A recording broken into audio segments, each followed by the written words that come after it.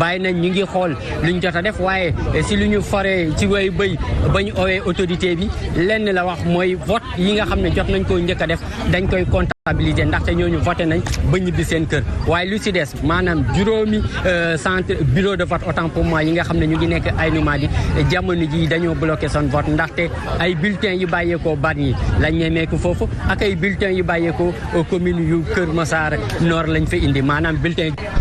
jërëjëf Idrissa Diémé ca Kër Massar dinañ jël siwaat si yow dañuy dem rek ca Médina ñi ngi xamal ni Bamba Fall itam voté na ba noppi dañuy dem directement Médina fekk fa suñu ndaw bu ñu fa teewal.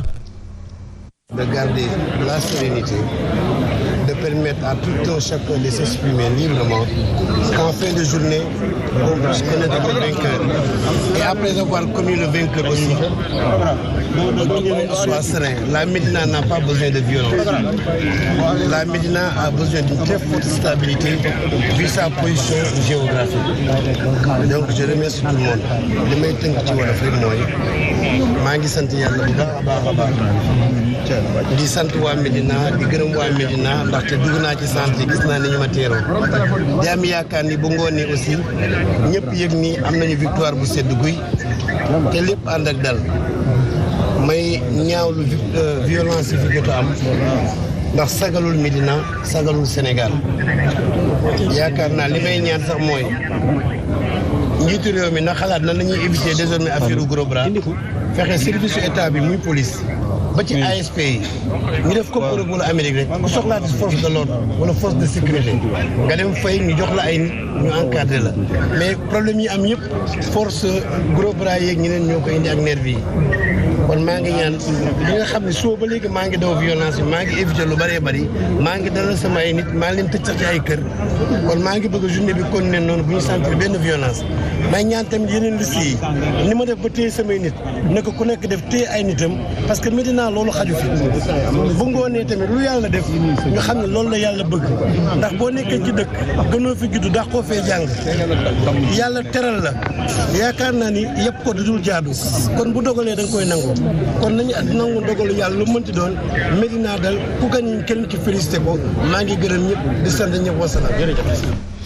voilà Bamba Fall bi voté ba noppi ca Médina balaa ñuy dem rek fekk fa keneen ci ligne bi Serigne Saliou alors sa impression gis nañu ni am na homme politique yu bëri yoo xam dañu teel a xëy voté à l'image de Aliou Sall est-ce que loolu bokkul ci li contribuer peut-être à la pacification du climat politique. Je crois que ñoom en tant qu'homme politique sax loolu mooy c'est-à-dire il doit toujours tenir un discours responsable un discours pacifique parce que ñoom ci la seeni électeurs ci la ñuy xool. Malheureusement comportement yi nga xamante ne moom laa gis ci jour bi parce que yu ci bëri ils ont délivré des discours d'apaisement mais ça n'a pas été leur comportement pendant la campagne électorale parce que dégg nañ fi vraiment des discours qui sont extrêmement violents gis nañ fi des échauffourées ay koñ yoo xam ne nit ñi dañuy xeex guddeeg bëccëg Bamba Fall mii di wax ni il a tenu un discours pacifique aujourd'hui Cheikh Ba aussi il a tenu un discours pacifique mais boo delloo ci ginnaaw discours yi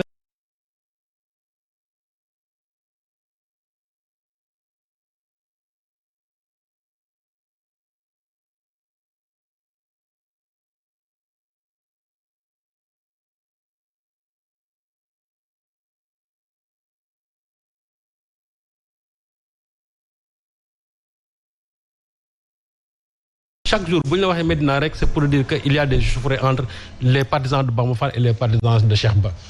tey nag bon discours yi ñu tenir man pour man discours yooyu dañ ko waroon tenir bien avant. mais pas aujourd'hui parce que tey jour scrutin bi il est vrai que la plupart du temps nit ñi ils ont quand même ils viennent vraiment avec des sentiments purement pacifiques. Tel n'a pas été le cas à Medina Baye aussi où on a vu les gens de And Nawlé et de Benno Bokk Yaakaar di commencer tojante ay bopp foofu ba la police aussi a dû intervenir. Donc pour dire que élection yi enjeu bi xawma moo tax nit ñi di xeex mais en réalité lu ko waral loolu lépp dañuy dellusiwaat rek di mettre ci la très mauvaise organisation de ces élections-là. Ce que Fabrice a dit tout à l'heure c'est extrêmement important. Parce que en matière de démocratie ñun dañu reculer ci côté boobu. On ne peut pas organiser de bonnes élections en 2000 avec le général Cissé ak général Niang ñëw par la suite ñu ñëw ak Cheikh Gueye 2012 aujourd'hui le président Macky Sall ñëw c'est-à-dire héritage démocratique boobu ñu amoon yëpp mu jël ko salfaañe ko teg ko ci suuf ba pare léegi ne moom mooy organise son ministre de l'intérieur qui organise les élections. Or en la matière je crois que bu ñu amee yenn maturité démocratique yi c'est vrai un ministre de l'intérieur mën na ko organiser mais dans la mesure où il se met dans une position très neutre. Mais ñun suñu ministre de l'intérieur c'est des ministres de l'intérieur très politiques. moo tax très souvent ñoom bu ñu ko organiser aussi ils font tout pour s'attirer les faveurs même du pouvoir ou bien du camp auquel ils appartiennent.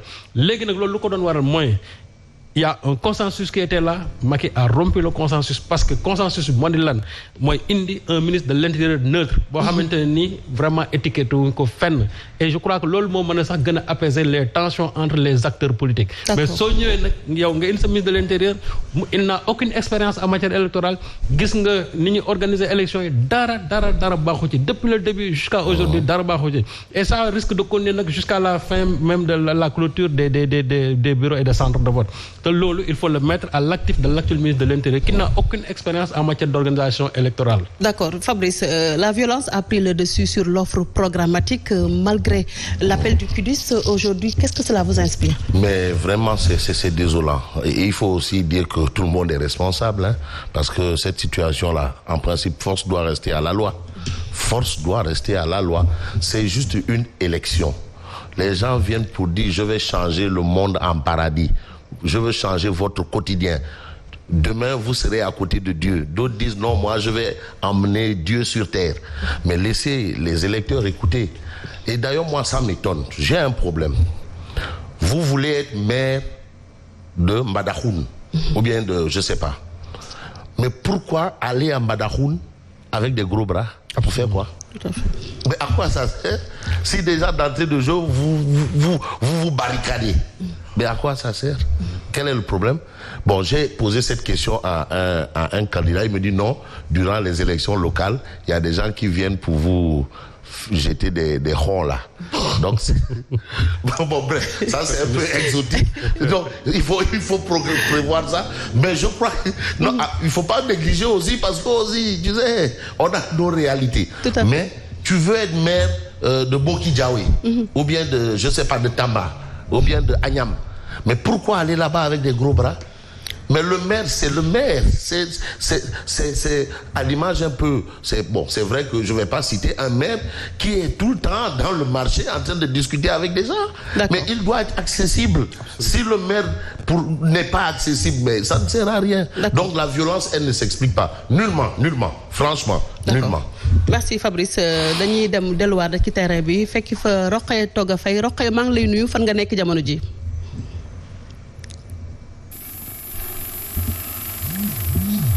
Rokhaya maa ngi lay nuyu bu baax a baax Rokhaya Toga fan nga nekk jamono ji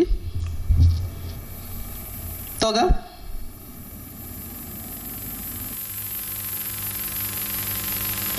voilà laataa ñu jot Rokhaya Toga Faye sëñ Saliou dégg nga lii nga xam ni Fabrice wax na ko parce que violence bi la ñu gën a nemmeeku que ni ay discours soxla jëm ci wàllu programme donte QDIS nag yëkkati woon na loxoom proposé sax ab charte pour la non violence. waaw xam nga bi ko QDIS proposé man dans beaucoup d'émissions dama waxoon ne c'est la faillite de nos institutions parce que su fekkente ne on a des institutions qui marchent on n'a pas besoin d'avoir une organisation parallèle pour que moom mu mën a inciter nit ñi à la non violence. Ce que Fabrice a dit tout à l'heure, c'est extrêmement important. La loi, elle est là. La loi est là pour tout le monde.